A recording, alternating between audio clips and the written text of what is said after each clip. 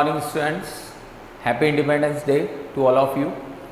Now we started our chapter 1 भौतिक जगत। इसमें अभी तक हम लोगों ने बहुत सारी चीज़ें पढ़ी है। भौतिकी का हमने संबंध निकाला है समाज से, और समाज के अंदर भौतिकी का कहाँ कहाँ यूज़ आ रहा है, इससे हमने इसका संबंध निकाला है। हम लोगों ने कल प्रकृति के मूल बलों के बारे में पढ़ा था। प्रकृति के मूल बलों के अंदर भी हमने सबसे पहले ये बताया था कि प्रकृति में कई प्रकार के बल होते हैं, जैसे पेशीय बल है, घर्षण बल है। तो इन बलों में भी मुख्य रूप से 4 प्रकार के बल पाए जाते हैं, जिसके अंदर पहला बल जो था वो गुरुत्वीय बल था, जो कल हमने पढ़ा था। आज हम दूसरा बल पढ़ रहे हैं विद्युत चुंबकीय बल, या फिर हम इसको विद्युत चुंबकीय अन्योन्य क्रियाएं भी कह सकते हैं। तो हम सेकंड बल जो ले रहे हैं यहाँ पर, यह है आपका विद्युत चुंबकीय बल या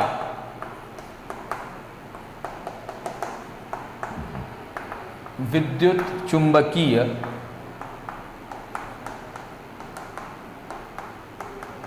अन्योन्य क्रियाएं।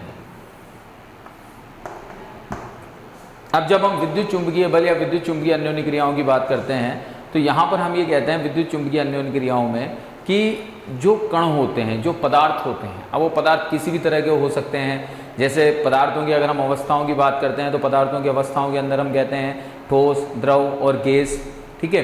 तो यहाँ पर हम ये कहते हैं कि कण जो हैं, उन कणों के मध्य में जो आवेश है, जैसे हम परमाणुवीय कणों की बात करते हैं, परमाणुवीय कणों के अंदर इलेक्ट्रॉन, प्रोटॉन, न्यूट्रॉन, तो परमाणुवीय कणों के इलेक्ट्रॉन, प्रोटॉन, न्यूट्रॉन, इन पर आवेश होता है। जैसे न्यूट्रॉन तो निरावेशित कण है। तो कणों के मध्य जो आवेश हैं, उन आवेशों के मध्य जो लगने वाला बल होता है वो विद्युत चुंबकीय अन्योन्य क्रिया कहलाता है, या उन आवेशों के बीच में जो क्रिया होती है वो विद्युत चुंबकीय अन्योन्य क्रिया कहलाती है। जैसे हम एक बहुत सिंपल सा पॉइंट लेते हैं, आप लोगों ने छोटी क्लासेस में भी पढ़ा होगा कि समान प्रकृति के आवेश एक दूसरे को प्रतिकर्षित करते हैं और असमान प्रकृति के आवेश एक दूसरे को आकर्षित करते हैं। तो यहाँ पर हम ये कहते हैं कि विभिन्न कणों पर जो आवेश उपस्थित है, उन आवेशों के बीच में जो अन्योन्य क्रियाएं हो रही है, उन आवेशों पर जो बल लग रहा है, उस बल को या उस अन्योन्य क्रिया को हम विद्युत चुंबकीय अन्योन्य क्रिया कहते हैं, ठीक है। अब यहाँ पर जब हम बात करते हैं आगे इससे, तो हम यहाँ पर ये कहते हैं कि ये जो अन्योन्य क्रिया होती है, ये अन्योन्य क्रिया गुरुत्वीय बल की तुलना में काफ़ी प्रबल होती है। क्योंकि मैंने कल आपको बताया था कि गुरुत्वीय बल अकॉर्डिंग टू हाइट धीरे धीरे कम होता चला जाता है। जैसे जैसे हम हाइट पे जाते जाते हैं, वैसे वैसे ये इस बल की तीव्रता में क्या आती जाती है, कमी आती जाती है। लेकिन यहाँ पर जो हम बल की बात कर रहे हैं, ये बल क्या है, ये बल आवेशों के बीच में लगने वाला बल है। तो आवेश का परिमाण जितना ज़्यादा होगा, इस बल की प्रकृति उतनी ज़्यादा होगी। अब परिमाण क्या होता है? परिमाण का मतलब होता है मात्रा। जैसे मैंने 2 आवेश लिया, आवेश का मात्रक होता है कूलाम, ध्यान रखिएगा, याद होगा आप लोगों को, आवेश का मात्रक होता है कूलाम। हमने कहा कि मेरे पास में 2 आवेश हैं, एक तो है मेरे पास में 2 कूलाम का आवेश और एक है मेरे पास में 6 कूलाम का आवेश। एक तो है 2 कूलाम, एक है 6 कूलाम, दोनों पॉजिटिव चार्ज है। कौन से चार्ज है? दोनों पॉजिटिव चार्ज। अगर ये दोनों पॉजिटिव चार्ज है, तो ये एक दूसरे पर कौन सा बल लगाएंगे? ये एक दूसरे पर प्रतिकर्षण का बल लगाएंगे, ठीक है। ये 6 कूलाम वाला बल 2 कूलाम वाले बल को धक्का देगा। लेकिन अगर अब इसी आवेश को मैं 2 कूलाम और इसको मैं 12 कूलाम ले लूं, तो फिर क्या होगा कि 12 कूलाम वाला आवेश इस 2 कूलाम वाले आवेश को और तेजी से धक्का देगा। इसका मतलब जैसे जैसे यहाँ आवेश का परिमाण बढ़ता जा रहा है, वैसे वैसे इनके बीच में लगने वाले बल के मान में भी वृद्धि होती जा रही है। तो हम यहाँ पर ये कहते हैं कि जो विद्युत चुंबकीय अन्योन्य क्रिया होती है, ये गुरुत्वीय अन्योन्य क्रिया से प्रबल होती है, ये उससे ज्यादा होती है। क्यों? क्योंकि यहाँ पर ये आवेशों के परिमाण पर निर्भर करती है। आवेश का परिमाण जितना ज्यादा होगा, यहाँ गुरुत्वीय अन्योन्य क्रिया भी उतनी ही ज्यादा होगी, ठीक है। अब यहाँ पर हम बात करते हैं कि आवेश क्या होता है। अभी तक हम लोगों ने पढ़ा है कि आवेश 2 प्रकार के होते हैं, आवेश धनात्मक भी होता है, आवेश ऋणात्मक भी होता है। लेकिन आवेश होता क्या है? अगर मैं डेफिनेशन आपसे पूछूं आवेश किसे कहते हैं, तो अब आवेश होता क्या है, तो उसको परिभाषित करने के लिए हम क्या करते हैं, सबसे पहले हम आवेशों के आधार पर 2 स्थितियों का अध्ययन करते हैं। समझिएगा बहुत ध्यान से। पहली स्थिति मैंने ले ली जब आवेश कौन सी अवस्था में है, स्थिर अवस्था में। तो जब आवेश स्थिर अवस्था में होता है, तो जो इसकी शाखा होती है वो कहलाती है स्थिर वैद्युत शाखा। इसको हम कहते हैं स्थिर वैद्युत की। आवेश की स्थिर अवस्था में जो शाखा होगी वो शाखा कहलाती है स्थिर वैद्युत की। ओके, अब यहां पर मैंने ले लिया Q आवेश, समझिएगा ध्यान से। ये Q आवेश मैंने लिया और इसके पास में मैं दूसरे Q आवेश को ले गया। तो जब इस आवेश के पास में मैं इस आवेश को ले जाऊंगा तो मैं देखूंगा कि धीरे धीरे ये आवेश इसकी ओर जा रहा है, लेकिन एक स्थान तक पहुंचते ही इस आवेश पर इसके द्वारा बल लगाया जाएगा। इस आवेश पर ये जो यहां पहुंचा, इस पर इसके द्वारा बल लगाया जाएगा, और ये बल कौन सा बल कहलाएगा? स्थिर वैद्युत बल। इस बल को क्या नाम देंगे हम? स्थिर वैद्युत बल। अब अगर ये समान प्रकृति के हुए तो प्रतिकर्षण होगा, और असमान प्रकृति के हुए तो आकर्षण होगा, लेकिन बल तो लगेगा, बल तो डेफिनेटली लगेगा। तो यहां पर हम ये कहते हैं कि ये यहां पहुंचने पर ही बल क्यों लगा, पहले क्यों नहीं लगा? तो यहां पहुंचने पर बल इसलिए लगा क्योंकि ये इसकी क्षेत्र रेखा में प्रवेश कर गया, क्योंकि ये इसकी क्षेत्र रेखा में प्रवेश कर गया। तो इस क्षेत्र को हम कहते हैं विद्युत क्षेत्र। कौन सा क्षेत्र कहते हैं? विद्युत क्षेत्र। तो जितने भी स्थिर आवेश होते हैं उन स्थिर आवेशों का अध्ययन, या हम यूं कह सकते हैं कि स्थिर आवेशों के मध्य जो बल होता है उसे हम स्थिर वैद्युत बल कहते हैं। क्योंकि दो वर्ड पढ़ रहे हैं हम यहाँ, विद्युत चुंबकीय बल। तो पहला तो हम बात कर रहे हैं कि स्थिर आवेशों के कारण से जो बल होगा वो स्थिर वैद्युत बल कहलाएगा। अब चुंबकीय बल की बात करते हैं। तो जितने भी आवेश गतिमान हैं, गति कर रहे हैं, तो उन गति करते हुए आवेशों के कारण से जो बल होगा वो बल चुंबकीय बल कहलाएगा। जितने भी आवेश हैं, जो गतिमान है वो चुंबकीय बल उत्पन्न करेगा, और जो स्थिर है वो विद्युत बल उत्पन्न करेगा। अब गतिमान चुंबकीय बल कैसे उत्पन्न करता है तो वो भी एक बार और देखते हैं। हम पहले भी इस चीज को देख चुके हैं हम, इस एग्जाम्पल को, कि वही वापस एक कील हम लेते हैं यहाँ पे। इस कील के ऊपर हमने एक चालक तार को लपेट दिया, यहां से मैंने इसका संबंध एक बैटरी से कर दिया, प्लस माइनस, ठीक है। ये करंट फ्लो हुआ पॉजिटिव से नेगेटिव। तो जब करंट फ्लो होगा तो अब हमने क्या किया, छोटे छोटे ऑल पिन लिए, और इन ऑल पिनों को हमने इस कील के पास ले जाना शुरू किया। तो जब ये ऑल पिन कील के पास पहुंचेंगे तो ये धीरे धीरे कील की ओर अट्रैक्ट होंगे, ये धीरे धीरे कील की तरफ आकर्षित होंगे। तो जब ये कील की तरफ आकर्षित होंगे तो हम जानते हैं कि जो ऑल पिन होते हैं वो किसके बने हुए होते हैं? लोह पदार्थों के। और लोह पदार्थ हमेशा किसकी ओर आकर्षित होता है? चुंबक की ओर। इसका मतलब यहां पर जो ये कील है ये चुंबक का व्यवहार दिखा रही है, यहां पर जो ये कील है ये चुंबकीय व्यवहार को प्रदर्शित कर रही है। अब मैंने क्या किया, धारा को बंद कर दिया, बैटरी हटा दी। धारा बंद होते ही क्या होगा कि जो ये ऑल पिन इस कील से जाकर चिपके हैं वो ऑल पिन धीरे धीरे नीचे गिरना शुरू हो जाएंगे, नीचे गिरना शुरू हो जाएंगे। इसका मतलब इस कील का चुंबकीय व्यवहार क्या हो गया? खत्म हो गया। इस कील ने अपना चुंबकीय व्यवहार दर्शाना ही खत्म कर दिया। तो कब दर्शा रही थी? जब धारा बह रही थी। और कब दर्शाना बंद कर दिया? जब धारा बहना बंद हो गई। तो यहां पर हम ये कहते हैं कि धारा प्रवाह के कारण, अब धारा किसे कहते हैं? आवेश प्रवाह की दर को। तो कुल मिलाकर हम यहां पर ये कहते हैं कि आवेश जब प्रवाहित था, आवेश जब गतिमान था, तो गतिमान अवस्था में इसके अंदर कौन सा गुण उत्पन्न हुआ? चुंबकीय गुण। तो इसको हम कहते हैं चुंबकीय बल, यानी गतिमान आवेशों के कारण से जो बल कार्य करेगा वो चुंबकीय बल कहलाता है। तो दो चीजें हमारे सामने आ गई कि स्थिर आवेश स्थिर वैद्युत बल उत्पन्न करता है, और गतिमान आवेश चुंबकीय बल उत्पन्न करता है। लेकिन अब ये जो बल उत्पन्न हो रहे हैं ये आवेशों के अंदर उत्पन्न हो रहे हैं। इसीलिए हमने हमारी डेफिनेशन में ये कहा था कि कणों के मध्य जो आवेश होते हैं उन आवेशों के मध्य लगने वाले बल ही स्थिर विद्युत चुंबकीय बल, या उनके मध्य होने वाली क्रियाएं ही विद्युत चुंबकीय अन्योन्य क्रियाएं कहलाती हैं। ठीक है। अब यहां पर हम ये कहते हैं कि जो सजातीय आवेश होते हैं, सजातीय मतलब समान प्रकृति के, समान जाति के, वो परस्पर प्रतिकर्षण दिखाते हैं। और जो विजातीय आवेश होते हैं, विजातीय मतलब विपरीत प्रकृति के, वो परस्पर आकर्षण दिखाते हैं। तो इस आकर्षण और प्रतिकर्षण बल को प्रदर्शित करने के लिए, परिभाषित करने के लिए एक साइंटिस्ट हुआ कूलाम। कौन हुआ? कूलाम। एक साइंटिस्ट आया कूलाम।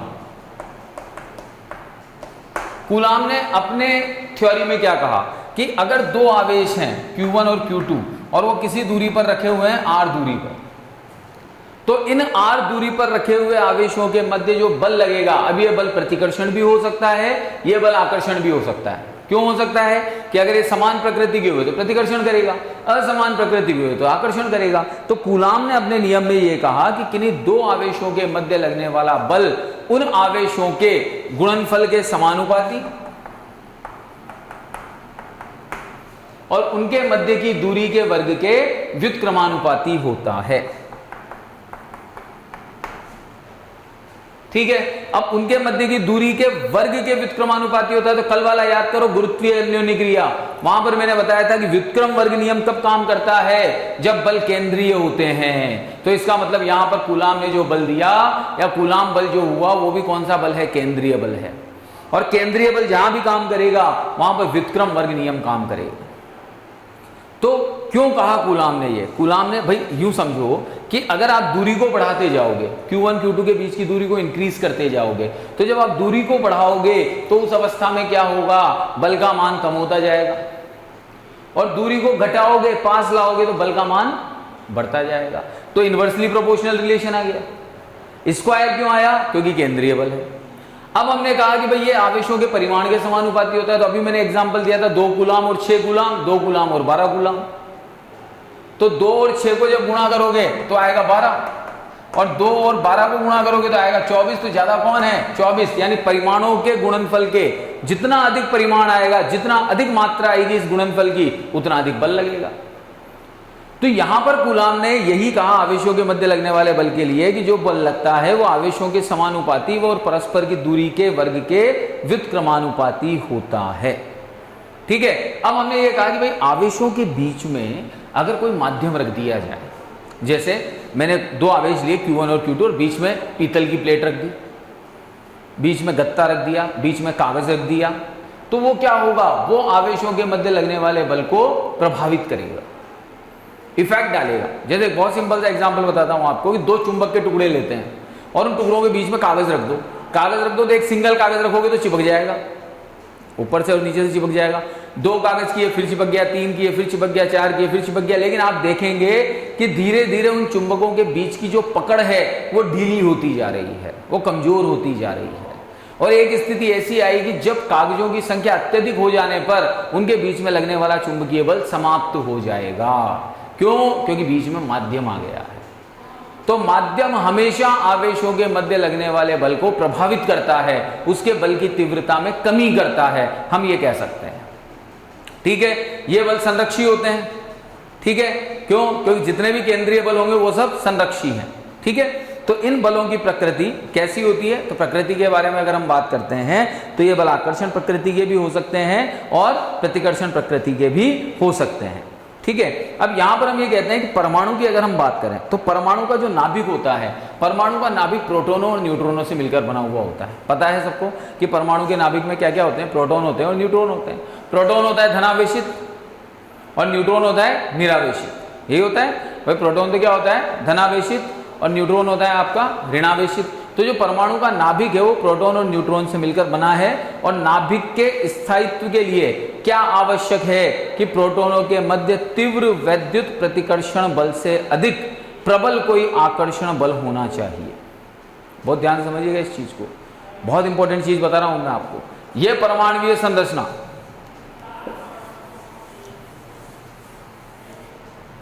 ये आपकी परमाणुीय संरचना और ये नाभिक, नाभिक के अंदर कौन है? प्रोटॉन और न्यूट्रॉन। हम ये कहते हैं प्रोटॉन होता है धनावेशित, न्यूट्रॉन होता है निरावेशित। अब ऐसा तो हो ही नहीं सकता कि हर नाभिक के अंदर एक प्रोटॉन या एक ही न्यूट्रॉन होगा। नाभिकों के अंदर प्रोटॉन और न्यूट्रॉनों की संख्या बढ़ती रहती है। तो अगर मान लीजिए न्यूट्रॉन तो कोई फर्क डालेगा ही नहीं। अब मान लो यहाँ 3 प्रोटॉन या 4 प्रोटॉन है, प्रोटॉन की प्रकृति कैसी है? धनावेशित। तो ये धनावेशित नाभिक परस्पर एक दूसरे को क्या करेंगे?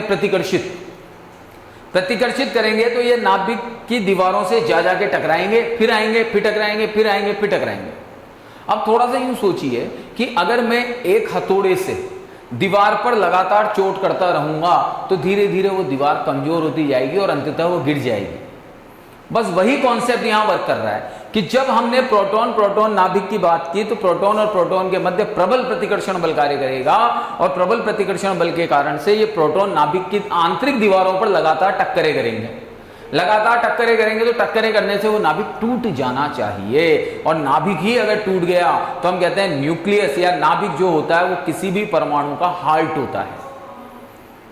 उसका शक्ति केंद्र होता है, और अगर वही टूट गया तो परमाणु का अस्तित्व समाप्त हो जाएगा। लेकिन ऐसा होता नहीं है। अगर ऐसा नहीं होता इसका मतलब नाभिक भी टूटता नहीं है, और अगर नाभिक नहीं टूटता है तो इसका मतलब प्रोटोनों के मध्य लगने वाला प्रतिकर्षण बल से भी प्रबल कोई बल वहां काम कर रहा है। तो नाभिक के स्थायित्व को बनाए रखने के लिए वहां प्रतिकर्षण तो काम नहीं कर सकता। तो प्रतिकर्षण काम नहीं कर सकता तो फिर वहां कौन काम करता है? वहां प्रबल आकर्षण बल कार्य करता है, और उस प्रबल आकर्षण बल को हम नाभिकीय बल कहते हैं। कौन सा बल कहते हैं? नाभिकीय बल। अब आप कहोगे कि सर प्रोटॉन और प्रोटॉन तो सजातीय प्रकृति के हैं, तो प्रतिकर्षण होना चाहिए, आकर्षण क्यों हो रहा है? ये तो कॉन्सेप्ट ही गलत हो गया। लेकिन यहां पर हम ये कहते हैं कि ये जो नाभिकीय बल होता है ये आवेशों की प्रकृति पर निर्भर नहीं करता। इसको कोई मतलब नहीं है कि आवेश समान प्रकृति के हैं या विपरीत प्रकृति के हैं। इसका काम है सिर्फ आकर्षित करना, और ये सिर्फ आकर्षित ही करेगा। इवन दैट ये तो अनावेशित कणों को भी आकर्षित कर लेता है। तो अगर पूछा जाता है कि प्रकृति का सबसे प्रबलतम बल कौन सा है, तो वो नाभिकीय बल होता है। ये बहुत ध्यान से समझ लीजिएगा। प्रकृति का सबसे प्रबलतम बल कौन सा बल कहलाता है? नाभिकीय बल, जो आकर्षण की प्रकृति का होता है। ठीक है। यहां पर जब हम बात करते हैं कि नाभिकीय बल विद्युत चुंबकीय बलों के सापेक्ष 100 गुना अधिक होता है। कितना गुना अधिक होता है? 100 गुना अधिक होता है। और इन बलों की जो परास होती है वो बहुत कम होती है। बहुत कम। कितनी? 10 की घात -14 मीटर ओनली। कितनी होती है? 10 की घात -14 मीटर। कई बुक्स में 10 की घात -15 भी मिलेगा, जो नाभिकीय त्रिज्या कहलाती है। तो 10 की घात -14 मीटर इनकी परास होती है। यानी इसका मतलब ये नाभिकीय बल सिर्फ नाभिक के अंदर ही रहता है, नाभिक के बाहर इसका प्रभाव नष्ट हो जाता है, खत्म हो जाता है। इसलिए इसको प्रकृति का सबसे प्रबलतम बल बोला गया है। यह बल प्रोटॉन प्रोटॉन के बीच में काम करता है, यह बल न्यूट्रॉन न्यूट्रॉन के बीच में काम करता है, यह बल प्रोटॉन न्यूट्रॉन के बीच में कार्य करता है। लेकिन इसका कार्य एक ही होता है, क्या? आकर्षण करने का। यह कभी भी प्रतिकर्षण नहीं करेगा। ठीक है। जो नाभिकीय बल होगा वो भी केंद्रीय बल है, और यह भी व्युत्क्रम वर्ग नियम का पालन करता है। इसके द्वारा भी जो पालन होते हैं वो व्युत्क्रम वर्ग नियम का ये पालन करता है। ठीक है। जितने भी नाभिकीय कण होते हैं, नाभिकीय कण कौन होते हैं? जो नाभिक के अंदर उपस्थित होते हैं। उन नाभिकीय कणों को हम न्यूक्लियॉन कहते हैं। उनको क्या बोला जाता है? न्यूक्लियॉन। जो नाभिकीय कण होते हैं वो न्यूक्लियॉन कहलाते हैं। तो ऐसे कणों को हम न्यूक्लियॉन कहते हैं। तो अब 3 बल हमने पढ़ा दिए। पहला बल तो हो गया आपका गुरुत्वीय बल, दूसरा बल हो गया आपका विद्युत चुंबकीय बल, और तीसरा बल हो गया आपका नाभिकीय बल। प्रकृति के जो बलों की हम बात कर रहे हैं। ठीक है। तो नाभिकीय बल बहुत अच्छी तरह समझ में आ गया होगा आपको कि नाभिक या परमाणु के अस्तित्व को बचाए रखने के लिए नाभिक के अंदर जो प्रतिकर्षण बल है उससे भी प्रबल एक आकर्षण बल कार्य करता है, जिसे हम नाभिकीय बल कहते हैं। और नाभिकीय बल की प्रॉपर्टी ये होती है कि ये आवेशों की प्रकृति पर निर्भर नहीं करता। इस बल को हम नाभिकीय बल कहते हैं। ओके बेटा।